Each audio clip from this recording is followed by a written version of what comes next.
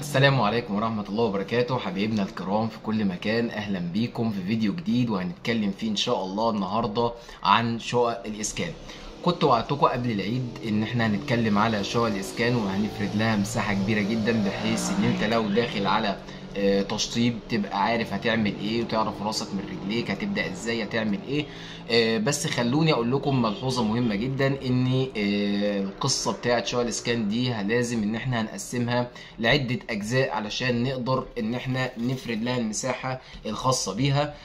صعب جدا ان انا الم لك كل التفاصيل اللي انا هحكي لك عنها دي في فيديو واحد، لان لو لميتهم يعني اما هيبقى الكلام مختصر جدا، فالمعلومه بالنسبه لك مش هتبقى كامله، وبالتالي مش هتقدر تبني عليها او تاخد خطوات فعليه علشان تقدر ان انت تنفذ. لان لو بصيت لشقق الاسكان هتلاقيها بتنقسم الى مساحتين، ال 75 متر وال 90 متر، وال 90 متر دي جواها نظامين شكلين. لما تخش الشقه كده في شكل بيختلف عن الشكل التاني، نفس الكلام ينطبق على الشقق اللي هي 75.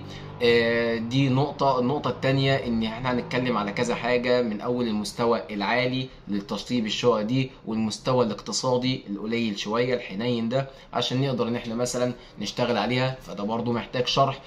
حتة تانية برضو بتاعة توزيع الفرش، ازاي ان احنا نوزع الفرش بتاعنا، يعني بعد ما نوزع الفرش وبعد ما نخلص الديكورات يبقى برضو في مساحة حركة بسيطة وسهلة ان احنا نقدر نتعامل بيها.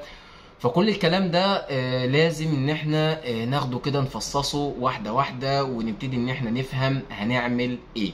طيب، حلو جدا. خليني برضه اقول لكم حاجة تانية، ان الفيديو ده عبارة عن خطوط عريضة زي مقدمة انترو كده، عشان تبقى فاهم بس القصة كلها بتمشي ازاي من اول ما تبدأ لحد ما تنهي.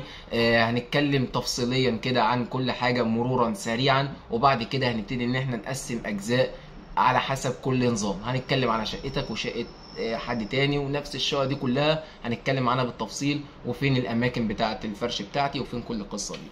طيب، هنقول ملحوظة مهمة وهي النظامين. يعني ايه النظامين؟ عندي نظام اقتصادي اللي هو القليل الحنين شوية، لو انا يعني الدنيا معايا مش قد كده وعايز اعمل مستوى كويس، خلينا نوصفه ان هو كويس عادي، بس برضو بقى حاجة شيك ومحترمة وجميلة جدا. وفي المستوى العالي، وده بقى اللي احنا بنعلى فيه شوية بالديكورات وبالخامات وبالحاجات دي. مش عايز اقول في اي بي، لان الفي اي بي بيبقى حاجة تانية خالص، انت بتغير ارضيات وبتغير اسقف وتخش في قصة كده وتعديلات معمارية وحتة بنت لذينه وهتكلفك جدا، فانا مش عايز اسميه في اي بي. خلينا نقول مستوى عالي ومستوى اقتصادي. برضو ده هيبقى ليه نظام ديكور وشرح والوان وكل الكلام ده، وده برضو نفس الكلام. طيب، عشان تبقى فاهم برضو معايا خلينا ندي نبذة عن الاتنين. لو اتكلمنا في المستوى العالي ده، اولا احنا مثلا انت بتخش الشقة عندك، طبعا انتوا عارفين تسليمات الجهاز عاملة ازاي، يعني حدث ولا حرج.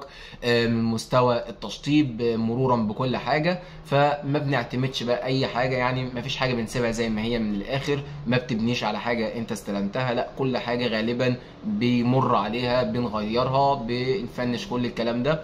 فلو هتبدا عندك مثلا بالاسقف، السقف عندك في المستوى، كل احنا بنتكلم المستوى العالي عشان الناس برضو ما تتوهش مننا. المستوى العالي احنا بنعمل جبسون بورد، بيبقى عباره عن بيت نور داير ما يدور، السقف كله بالطرقه كلها، وده هنا احنا بندخله لسبب مهم جدا، وان احنا نعلي من مستوى الاضاءه. الشقق بتاعت الاسكان بتبقى محتاجة مستوى اضاءة قوي، عشان تقدر تقوي المستوى ده فبندخل حاجة تساعدنا شوية زي الجبسون بورد في السقف، فبيساعدنا ان احنا ندخل اسبوتات او بيت نور غالبا في السقف كله، وبعد كده بنخلي السقف كله لون واحد، سواء الزيرو بتاع السقف اللي انت مستلم عليه، اللي بالمناسبة هيتسحب سكينتين معجون قبل ما يتفنش، لان انا طبعا شفت شقق اسكان كتير جدا مطبات في السقف، فكل ده لازم يتدارى، خصوصا لو هتعمل بيت نور فهيبقى ريفليكشن على السقف هيبين لك العيوب دي جدا. بعد كده بتعمل نجف عندك، كل ده انا بتكلم كده في السقف. تمام. مستوى النقاشه عندك، التشطيب ده هيبقى اولا زي ما قلنا مش هنعتمد حاجه من الجهاز، احنا هناخد على طول ونعتمد اكنك بالظبط مستلم المحاره، فهتدي وش السيلر بتاعك وتسحب سكينتين معجون وتفنش عليه بطانه وتشطيب عشان تاخد ملمس ناعم حريري صريح، تقدر ان هو يبقى هادي جدا.